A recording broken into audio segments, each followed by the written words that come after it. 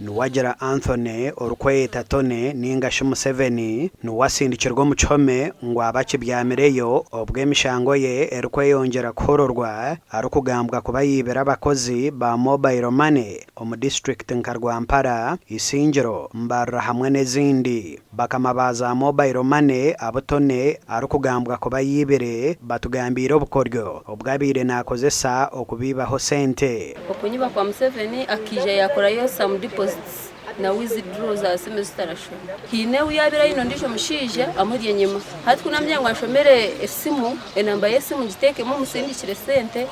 yangambira ngo enamba yakora ki namugire yanje tinkaje kuha iwompe namba mfuteremo hatoriya niho yijira kanyangu Tona kankuru hakasimu kunaje mfutere nduru 0 minute akaya katambikire hariya na message tinakora shit nagiriye kuzokucekinga nanka deposit unanka kuzokucekinga ari MTN shange sente zako zireki yanyibire yazihiro kuzokugaruka nyuma kandi kureba shangani buri yabwi namuhereze simu ngatema enamba ikumusindikira umutwaro gumwe n'2000 niho yanyibireho sente zanje hari MTN. Abahonani bagira nko barukwirukangira omu customer ke y'amasomo abakozesa b'ekitongore kya mobile money tebarukuraka kutungo ko bahwera ngo abantu ba MTN oruguru Kampala kuna baterese munabayikira bangira ngo ebintu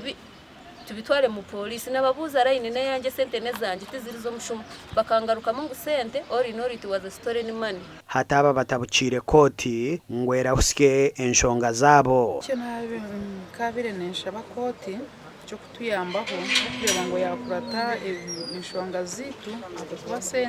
sente zo tukozesa abinginizi bazitaje zitu ati nyonka complainant ekinende cyamani I want my money to be back ndenda sente zanye kwanga nenda gukora kwanga sente oraza mu business sente zitayiza wara ari mama banja Gasha kwa Rothon Wamanya.